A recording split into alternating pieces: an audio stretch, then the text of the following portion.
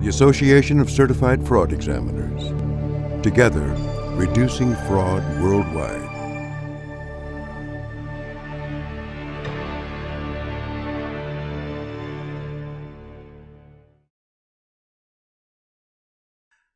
So in terms of how the report has changed over the last 20 years, I'd say probably the biggest single change is in the amount of information that's included in it. When you go back to the 1996 report, I think we had 19 pages worth of data, which seemed like a lot at the time, but compared to now, was pretty bare bones. I think the 2016 report is going to be somewhere around the area of 100 pages, so a lot more content for our members to use. We've also, over the years, added some cases from outside the U.S. That was a pretty big change that we undertook in 2010. We opened up the survey to be not only for U.S. members, but for members outside the U.S., or CFEs outside the U.S. And that really allowed us to look at fraud from a global perspective in a way that we weren't really able to before that, which has been fascinating to be able to compare where it's universal in nature and where there are differences based on region. Yeah. International data, also detection data, which has been around a long time, feels sort of like it's been around in the report forever, but that came in, I believe, in 2002.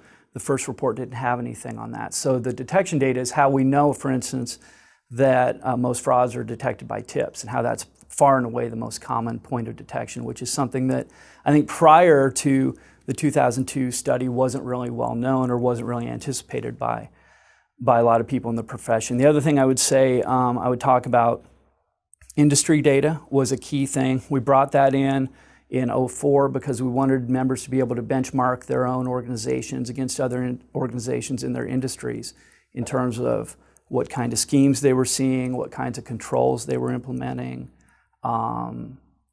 just basically being able to measure your own anti-fraud efforts against other organizations and groups. Yeah.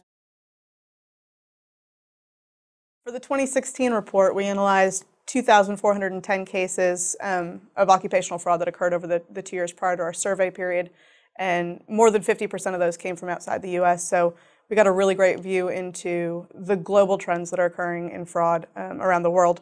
And one of the main findings that we found is that things that have remained consistent over the years continue to remain consistent. Tips are still by far the most common method that frauds are detected.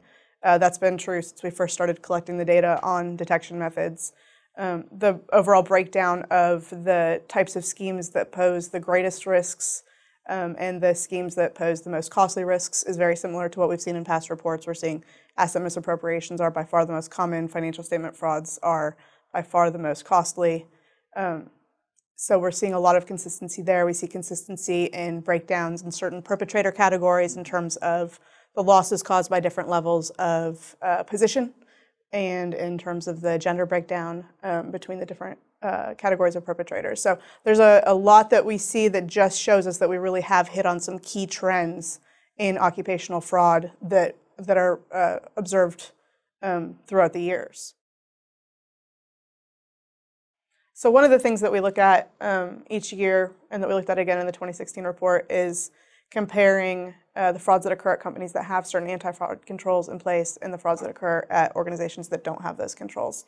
And year after year, we see that the companies that have those controls in place experience smaller losses overall than the organizations that don't. And we kind of look at that as far as those are the companies that are putting in the effort, they're being more proactive, and they're seeing basically the ROI on those investments in the anti-fraud controls. We get that question a lot in terms of how do we prove to management or decision makers that we need to be investing in our anti-fraud controls, and this is one way that we have found that can kind of reflect the value of those proactive measures. Because you can see there's a list of common anti-fraud controls listed out, and there's just a simple table that shows organizations that had a hotline, organizations that didn't have a hotline, and you can see what the loss is. And in every control we tested, losses are significantly lower where the control existed. So again, as Andy said, if a member is looking at trying to sell their management on the need for employee fraud training, there's data in there showing organizations that invest in employee fraud training have smaller losses and they catch fraud faster.